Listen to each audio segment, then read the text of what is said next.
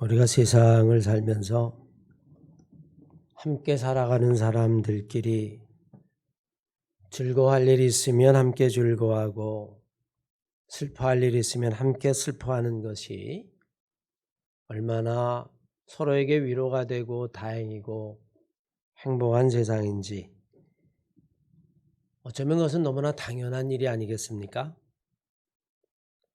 하지만 우리가 살아가는 세상이 아주 치열한 경쟁 사회라면 이야기는 달라지죠. 오히려 다른 사람들의 기쁨이 나의 슬픔이 될 때도 있습니다. 똑같이 시험을 봤는데 한 사람은 합격하고 내가 떨어졌다면 그 사람에게는 기쁨이 되겠지만 나에게는 슬픔이겠죠. 또 다른 사람이 불행히 우리에게는 다행이 되는 경우도 있습니다. 수재민, 아니면 코로나, 나는 그렇지 않아서 다행이다. 행여 여러분 이런 생각을 가지고 살아가지 않을까요? 이런 치열한 경쟁 사회 속에서는 생각해보면 모두가 다 행복할 수 없습니다. 더욱이 인간의 행복을 물질적인 것으로 판단하는 사회가 되어버리고 그것조차도 물질의 총량이 이미 정해져 있다면 그리고 그것을 나눠야만 하는 그런 세상 속에 살아간다면 다른 한편에서는 더 많이 가져서 행복할 수 있지만 다른 한편에서는 최소한의 것도 갖지 못해서 불행한 사회를 사는 일들이 벌어지고 말 겁니다. 우리는 이것을 이기심이라고 말할 수도 있고 생존을 위한 투쟁이다 이렇게 이야기할 수도 있습니다. 코로나 때에 온 인류가 얼마나 이기적인지를 보았죠. 지금도 여러분 가장 어려운 때인데 미국이 금리를 한없이 올리니까 도대체 저 바다 건너 태평양 건너에 있는 나라에서 금리를 올리는 것이 우리에게 무슨 상관이 있었단 말입니까? 그러나 지금 금리를 1%만 올려도 뭐 자이언트 스텝이다, 울트라 스텝이다 그러면 이 땅에 있는 젊은이들은 대출받아서 집을 샀다면 평생 빚만 갚으면서 인생을 허비해야 될지도 모르는 끔찍한 일들이 벌어지고 있죠. 생존과 경쟁만이 만연한 사회, 그런 이기적인 사회 속에서는 누구도 행복하지 않습니다. 왜냐하면 결국에는 모든 공동체 구성원들이 그 경쟁과 이기심의 피해자가 되기 때문입니다. 오늘 살아가는 우리는 이기심을 생존이라고 하는 말로 합리화하고 경쟁이 성공이라는 말로 둔갑해버리는 그런 자본주의 사회의 윤리, 세상의 윤리 속에 우리는 매몰돼서 살아가게 됩니다. 이런 상황 속에서는 아무리 GDP가 늘고 자기의 수입이 는다 할지라도 결코 행복한 세상은 아닙니다. 오히려 우리는 이런 세상을 살아갈 때 정말 그리스도인이라면 세상이나 자본주의의 윤리가 아니라 예수의 윤리, 성경의 윤리를 따라 살아갈 수 있는 신앙의 사람이 되어야 할 겁니다. 왜냐하면 그것이야말로 정말 우리가 행복한 길이고 그리고는 더 나아가서 우리가 정말 그리스도인으로 삶으로 그리스도인의 삶으로 세상을 이길 수 있는 대안의 길일지도 모르기 때문입니다. 오늘 본문 말씀 15절 이렇게 생각합니다. 즐거워하는 자들과 함께 즐거워하고 우는 자들과 함께 울라. 너무나 당연한 것인데 너무나 쉬운 것 같은데 사실 우리는 이렇게 살기 어렵죠. 오히려 즐거워하는 사람을 보면 시기하거나 질투하거나 아니면 그런 마음을 갖기가 더 쉽습니다. 누가 승진했다라고 이야기하면 정말 축하해. 아주 가까운 사람이나 자녀라면 모르겠습니다만 경쟁관계에 있다면 나는 뭐지? 나는 만년 말단 사원인데. 지금은 다 지나간 이야기 됐습니다만 우리 교회가 제가 말해서 우리가 교회가 좀 좋은 위치에 있지 않습니까? 땅을 좀 많이 받았죠. 그럼 얼마나 좋습니까? 그런데 또 다른 교회에서는 그게 아닌가 봐요. 때로는 오히려 그것이 시기의 원인이 되고 질투의 원인이 되기도 합니다. 지글러라고 하는 사회학자가 사회적으로 성공한 사람 100명을 조사했습니다. 그 중에는 자유상관 사업가도 있고 정치가도 있고 그리고 예술가도 있고 아주 다양한 방면에서 성공한 사람들을 샘플링했는데 또 자라난 환경도 다르고 그리고 배경도 다르고 성격도 다르고 문화도 다르고 국가도 다르기 때문에 공통점을 찾기가 굉장히 어려웠습니다만 그래도 대표적으로 성공한 사람들을 꼽아서 보니까 두 가지 공통점이 나타났답니다. 첫 번째는 너무나 교과서적인 거예요. 어떤 어려움 속에서도 물러나거나 좌절하지 않았다라고 하는 이야기입니다. 분야에 상관없이 포기한 사람들은 결코 성공할 수 없었다는 이야기죠. 당연한 이야기 아니겠습니까? 어려울수록 오히려 불굴의 토지를 가지고 끝까지 견딘 사람만이 성공했다는 겁니다. 실패하는 사람은 대부분 포기했다라고 하는 이야기고 성공한 사람은 희망을 가지고 다시 일어나서 도전하는 공통점이 있었다. 그래서 성공이라고 하는 것은 고난 앞에 있는 것이 아니라 늘 고난 뒤에 있다. 여기까지는 여러분 교과서적인 이야기니까 그렇다라고 이야기해도 두 번째의 공통점을 찾아서 이야기했습니다. 두 번째는 다름이 아니라 한결같이 다른 사람들의 장점을 발견할 뿐만이 아니라 긍정적인 눈을 가지고 남을 칭찬하고 공감하는 데에 주저하지 않았다는 거예요. 쉽게 이야기하면 남을 시기하고 질투하고 험담하고 그런 사람 치고 인생의 성공자는 없다는 이야기입니다. 그래서 그는 이렇게 이야기해서 정말 성공하고 싶으냐? 고난의 산을 넘어라. 그리고 반드시 남을 칭찬하고 남을 격려하고 남에게 함께 즐거워할 뿐만이 아니라 남을 축복해야 될 것이다.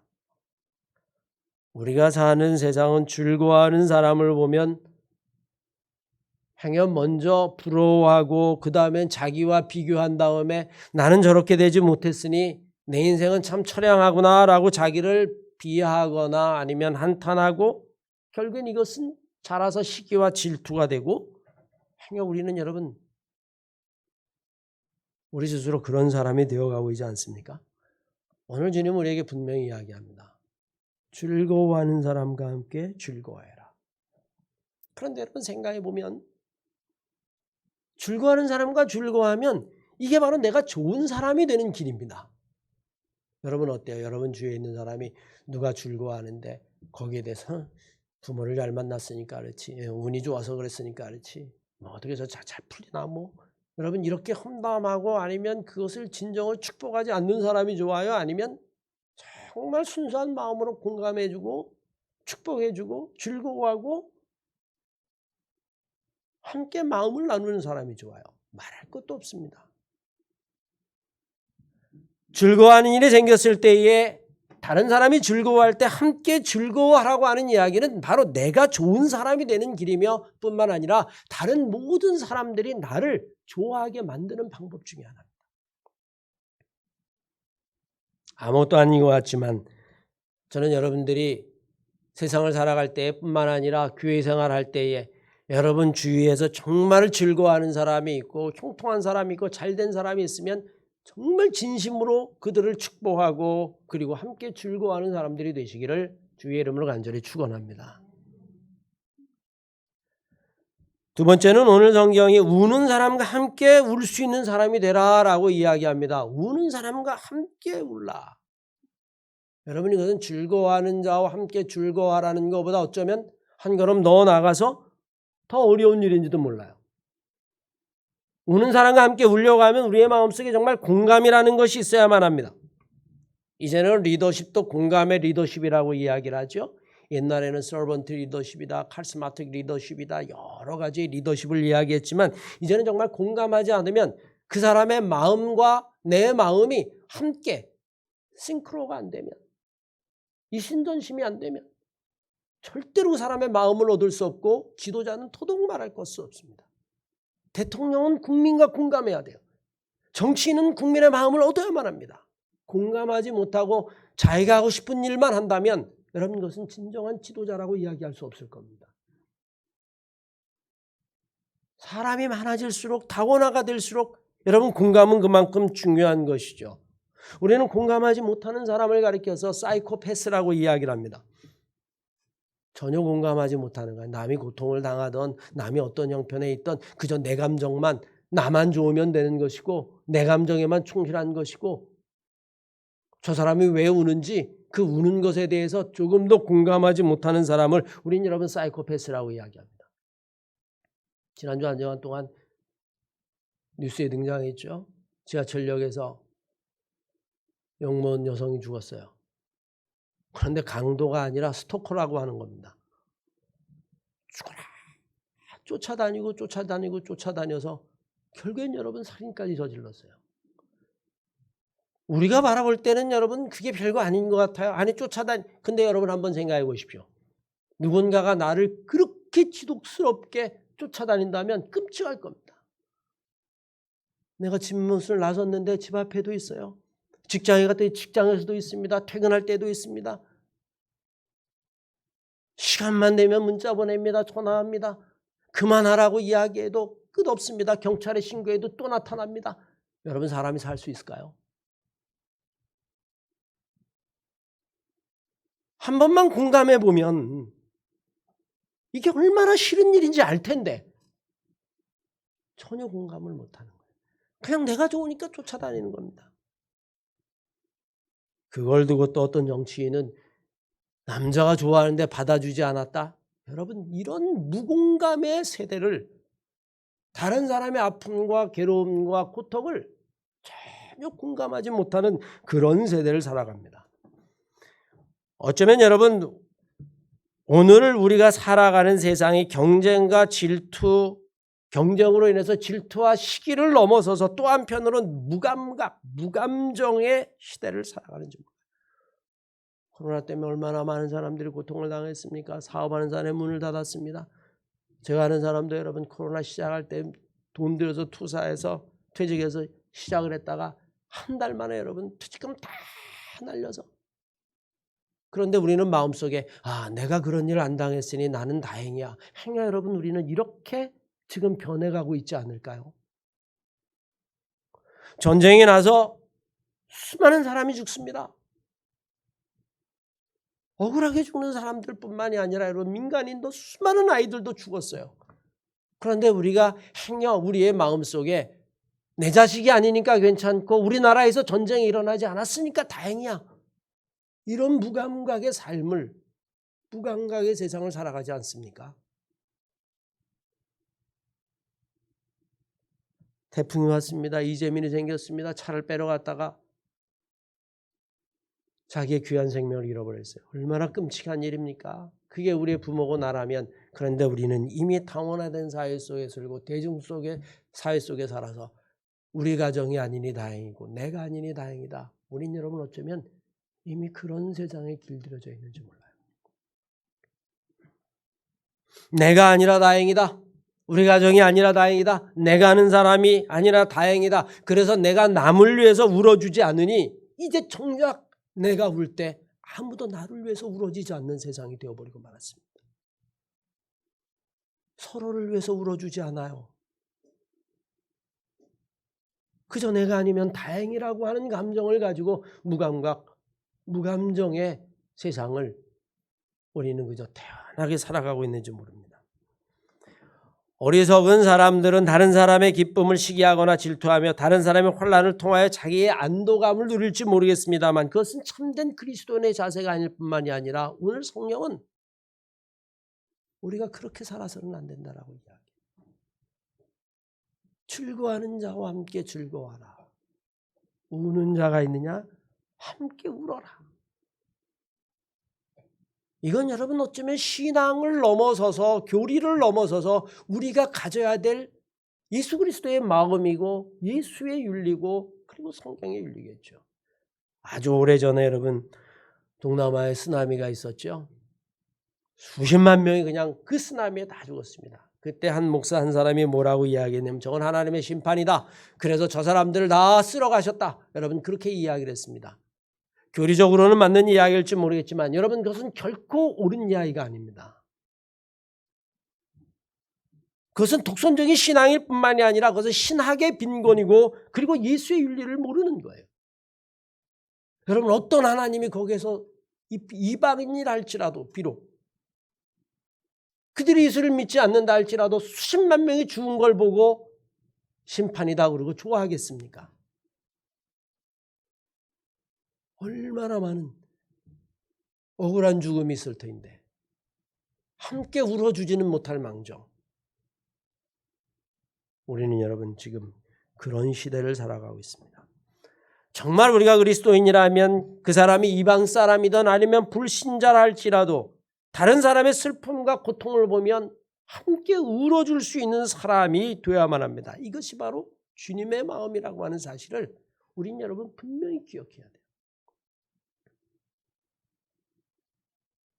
오늘 성경은 왜 우리에게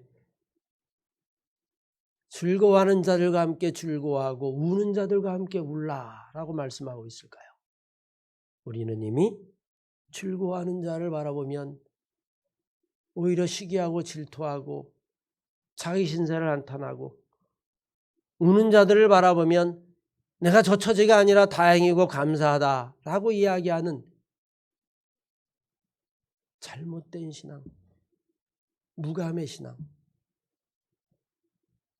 우리는 어쩌면 여러분 그런 시대를 살아가고 있는지 몰라요. 예수의 마음은 여러분 결코 그게 그런 마음이 아닙니다. 이방인이든 유대인이든 신앙의 사람이든 자기를 따르던 제자들이든 그렇지 않은 사람이든 예수는 여러분 함께 즐거워하는 자들과는 즐거워하고 우는 자들과는 함께 울었어요. 우리 사랑하는 하나님의 성도 여러분, 즐거워하는 자들과 함께 즐거워할 뿐만이 아니라 우는 자들과 함께 울 수 있는 그런 예수의 마음을 가지고 그런 신앙을 가지고 신앙생활 하시기를 주의 이름으로 간절히 축원합니다. 그건 교리보다 중요한 거예요. 한 걸음 더 나가서 우리의 마음은 늘 낮은 곳을 향해야 한다고 말합니다. 성경은 이것을 단 한마디로 정리하죠. 예수의 마음이라고 이야기합니다. 예수의 마음의 행복이 바로 여러분이 공감에 있다라고 하는 이야기입니다. 타인의 마음을 공감한다라고 하는 건 정말 중요한 것인데 이건 여러분 결코 쉽지 않아요. 이미 우리의 사회가 경쟁사회 속에 살 뿐만이 아니라 무감정, 무감각의 사회를 살아가기 때문에 정말로 마음을 공감한다는 것이 여러분 결코 쉽지 않습니다. 타인의 마음을 깊이 공감해 주지 못하고 오히려 때로는 아주 어설픈 공감 아니면 자기의 우월감 이런 것으로부터 나온 이야기 이런 위로와 충고가 어떨 땐 여러분 사람을 더 가슴 아프게 할 때가 있어요. 전에도 한번 말씀드렸습니다만 우리 감리교신학대 한성무 교수님이라는 분이 환갑 60이 좀 넘어서 돌아가셨는데 폐암으로 돌아가셨죠. 그분은 평생 담배도 피지 않은 분이에요. 평생 술도 안 마신 분입니다. 정말 신학교 때부터. 근데 여러분 폐암으로 돌아가셨어요. 얼마나 고통스러웠어요. 폐암은 참 고통스러운 병이거든요. 만 맞으면 숨도 못 쉬고. 병상에 있으면서 그분이 책을 썼는데 욥비의 변명이라는 책을 썼어요. 여러분 한번 기회가 되면 꼭 사서 읽어보십시오. 아니 나는 신학대학 교수고 하나님의 말씀대로 살라고 이야기하고 담배도 한 번 핀 적 없고 술도 마신 적이 없는데 내가 왜 폐암에 걸렸을까? 그는 고통을 당하는데 수많은 사람들이 와서 그에게 이야기하고 위로의 말을 건너는데 가장 받아들이기 어려운 얘기 중에 하나가 가슴이 아픈 이야기 중에 하나가 뭐라고요? 하나님의 뜻이 있을 겁니다 라고 이야기하고 간다는 거예요. 물론 여러분 하나님의 뜻이 있겠죠. 그런데 여러분 그는 이렇게 이야기합니다. 나도 하나님의 뜻을 모르겠는데 와서 한다는 이야기가 하나님의 뜻이 있을 거라고 이야기하면 도대체 그 하나님의 뜻은 뭐냐?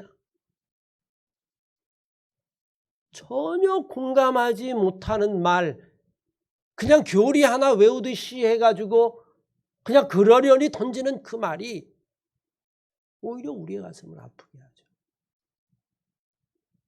나만 하나님의 뜻을 모르나? 다 하나님의 뜻을 한다라고 이야기하고 하나님의 뜻이 있을 거라고 이야기하는데 여러분에게 누군가가 지금 그렇게 이야기를 던진다면 공감이 되시겠습니까? 그 위로의 말이 마음에 와 닿을까요? 내가 암에 걸렸습니다. 젊은 나이에. 내가 교회도 마무리 못하고 내가 이제 죽어간다라고 이야기하면 우리 교인들이 와서 저에게 뭐라고 이야기할까요? 목사님, 어딘가에 하나님의 뜻이 있겠죠.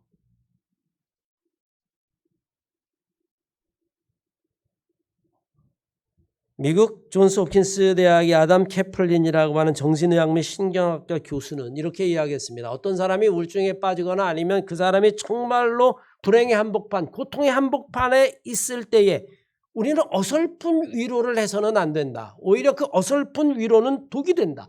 차라리 할 말이 없거든 그저 가만히 옆에서 함께 울어주고 공감해주고 들어주는 것이 훨씬 더 좋다. 쉽게 얘기하면 위로한답시고 엉뚱한 얘기, 영혼에도 없는 얘기, 영혼 없는 이야기, 그냥 어디서 주워 들은 이야기, 아니면 교리적인 이야기 이딴 얘기하지 말라는 거예요. 그냥 울어주라는 겁니다. 그러면서 여러분 놀랍게도 캐플린 박사가 그런 불행의 한복판에 있거나 아니면 그래서 우울증에 걸린 환자에게 절대로 해서는 안 되는 최악의 위로의 말을 몇 가지 여러분 소개했어요. 그런데 놀랍죠? 너무나 많이 쓴 이야기입니다. 첫 번째, 힘내. 여러분 와서 뭐라고 하면 저도 어떨 땐 집사님 힘내세요 이렇게 이야기할 때가 있어요. 근데 여러분 이 캐플린 박사는 아니라는 겁니다. 우리가 일상생활 속에서 너무나 흔하게 사용하는 말이라 누군가를 응원할 때 쓰는 이야기이기도 하지만 이게 정말 불행의 한복판에 있는 사람에게는 오히려 마음의 상처가 될 수 있다라고 이야기합니다. 왜? 이미 마음의 힘을 낸 동력을 다 잃어버린 상태인데 억지로 힘을 내려고 해도 안 돼서 지금 여기까지 왔는데 거기다가 힘내라고 이야기하면 나는 힘을 낼 수 없는 사람인가 보다. 오히려 그렇게 생각한다는 거예요. 힘을 낼 수 있어서 해결할 수 있었다면 벌써 힘냈을 거다. 힘내라는 말보다는 이렇게 이야기하랍니다. 얼마나 힘들었겠니? 네 마음이 내 가슴에 와 닿는다. 힘내. 이건 뭐예요, 여러분? 벌써 자기는 바깥에 있는 거예요. 그 안에 들어가서 공감하지 아니하고 이미 타자가 돼서 힘내라고 이야기하는 거예요. 전혀 도움이 되지 않는다. 또 이런 이야기해서 안 된다라고 이야기합니다. 내 감정은 내가 다스려야지 결국 내가 이겨내야 되는 거 아니야? 라고 이야기를 하는 이런 이야기도 여러분 조금 더 도움이 되지 않는다는 이야기입니다. 나는 내 감정도 다스리지 못하는 사람인가? 라고 하는 자책에 빠지게 된다는 거예요. 뿐만 아니라 여러분 가족을 생각해. 내가 오히려 가족에 침이 되고 있는 것인가? 야, 잘 될 거야. 긍정적으로 생각해. 그것도 여러분 별로 도움이 안 된다는 겁니다. 그리고 최악의 말이 또 하나 있다라고 이야기했습니다. 그게 뭔지 아십니까? 아주 잘 쓰는 이야기예요. 야, 너보다 더 힘든 사람도 있어. 우린 여러분 종종 그러지 않습니까? 그러니 그런 사람 보고 감사해. 저도 여러분 그렇게 이야기할 때도 있는데 그런데 다른 사람과 비교해서 얻은 그런 에너지는 절대로 긍정의 에너지가 아니라는 거예요. 그런 사람은 결국에 다른 사람과 비교하면서 또 부정적인 에너지에 빠질 수 있기 때문에 비교를 통해서 얻는 감정은 결코 오래가지 못한다는 이야기입니다. 오히려 그때는 그런 것 같지만 지나고 나서 자기보다 환경이 더 좋은 사람이나 아니면 자기보다 더 성공한 사람을 보면 한없는 자책감이나 아니면 여러분 우울증에 빠져들어간다는 겁니다. 우리는 그저 일상적으로 던지는 이야기들. 왜 채플러 교수는 이런 이야기를 했을까? 제가 여러분 이걸 읽으면서 곰곰이 생각해 봤어요. 첫째, 내가 진정으로 공감을 하고 해주는 이야기가 아니기 때문이야. 진짜로 내 마음속에 그 마음이 와 닿아서 그 아픔과 고통과 그 영혼을 공감하지 못하고 그저 늘 주워 들은 이야기나 그냥 일상적인 이야기나 타인처럼 힘내. 야, 너보다 더 어려운 사람이 있어. 긍정적으로 생각해.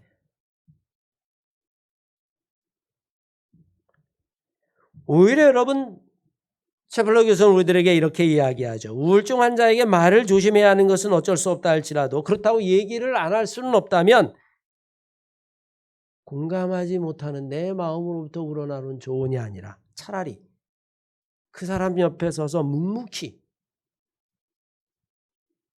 그 사람을 붙잡아주고 함께 있어주는 것이 최선의 방법이다.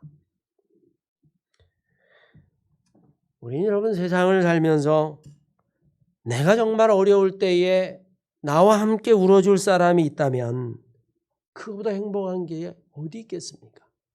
우리가 왜 살면서 여러분 친구를 찾을까요? 주님은 왜 나는 너의 친구라고 이야기할까요? 진정한 친구는 함께 기뻐해 주기 때문이죠. 진정한 친구는 내가 울 때에 함께 같이 울어줄 수 있는 그런 친구가 진정한 친구이기 때문에 그렇습니다. 따라서 우리는 세상을 살아갈 때에 늘 마음속에 가져야 되는 것이 있어요. 이 순간에 주님이라면 어떻게 하셨을까 하는 것을 늘 생각해 보아야만 합니다. 이것은 믿음뿐만이 아니라 세상 사람들 사이에서도 반드시 필요한 것이죠. 그 사람의 입장이 되어보는 것입니다. 사실 성경 속에 있는 많은 진리 가운데 성육신이라는 게 있어요. 하나님이 인간의 몸을 입고 이 땅에 오셨다라고 하는 교리죠. 빌립보서 2장 5절에 나오는 말씀인데 하나님이 바로 인간이 되어보신 겁니다. 왜 그럴까요? 우리의 고통을 공감하기 위해서, 우리의 인생에 있는 쓰라림을 공감하기 위해서. 정말로 배고파보고 가난에 찌들어보고 세금을 내놓지 못해보고 그래서 잘 데가 없어보고 쫓겨나보고 여러분 이런 사람의 마음을 부자들이 어떻게 알겠어요? 그건 영원히 알 수 없습니다. 그건 철학적으로도 번역 불가라고 표현을 해요. 하나님 인간의 마음을 어떻게 아시겠어요? 우리는 죽는데 영원히 죽지 않는 하나님이. 인카네이션이라고 이야기하는 것은 하나님이 하늘의 보좌를 버리고 가장 낮은 곳에 오셨다는 이야기는 우리를 이해하시기 위해서 철저하게 우리의 마음을 공감하시기 위해서 이 땅에 오셨다라고 하는 이야기죠. 주님은 항상 죄인을 이해하기 위해서 오셨습니다. 우리는 그것을 소통이라고 이야기하죠. 그것은 여러분 정말 사랑하는 마음에서 나오는 것입니다. 우리의 마음속에 사랑이 있다면 비로소 우리는 이해할 수 있는 것들이 얼마나 많아지는지 몰라요. 저는 도저히 이해가 안 돼. 여러분은 여러분의 자식들이 하는 행동이 다 이해가 됩니까? 이해가 안 되실 겁니다. 그런데 이해해요. 왜 그런지 아십니까? 사랑하기 때문입니다. 이해라고 하는 거 여러분 사실은 understand라고 이야기해요. understand라고 하는 건 두 단어죠. understand. 밑에 쓴다는 겁니다. 위에 서가지고 야 힘내. 너보다 더 어려운 사람이 있어. 여러분 이게 아니라는 겁니다. 오히려 그 밑에 서서 가장 낮은 곳에서 하늘의 보좌를 버리시고 인간보다 더 낮은 곳에 오셔서 십자가에 죽으셨다. 이게 바로 여러분 예수 그리스도의 삶이고 예수의 마음이라는 이야기죠. 우리들이 흔히 하는 얘기 가운데 즐거움은 함께하면 2배가 되고 슬픔은 함께하면 절반이 된다는 말이 있죠. 이것이야말로 우리는 여러분 경쟁 사회 속에서 행복을 발견하는 신앙의 길입니다. 그리고 오늘 성경은 우리가 어떻게 이 경쟁 사회의 이기심 생존이라고 하는 것으로 점철된 이 사회 속에서 어떻게 예수의 윤리, 성경의 윤리를 가지고 살아갈 수 있는지를 명쾌하게 보여주고 있어요. 즐거워하는 사람이 있습니까? 진심으로 즐거워하십시오. 함께 즐거워하십시오. 하나님이 원하시는 거예요. 하나님이 기뻐하시고 그 사람도 여러분을 좋아할 겁니다. 우는 사람이 있습니까? 함께 우십시오. 하나님이 기뻐하시고 그 사람도 여러분을 좋아하고 사랑하게 될 겁니다. 그렇게 하기 위해서 우리는 예수의 마음을 가져야 돼요. 16절에 이야기한 것처럼 우리가 예수의 마음을 가져야 돼요. 하나님이셨지만 오히려 자기를 비워 가장 낮은 곳에 오셨다라는 그 예수의 마음, 그 예수의 마음을 가질 때 우리는 즐거워하는 자들과 함께 즐거워하고 우는 자들과 함께 울 수 있어요. 그런 교회가 하나님이 찾으시는 교회고 그게 바로 우리가 세상을 살아가는 행복의 길입니다.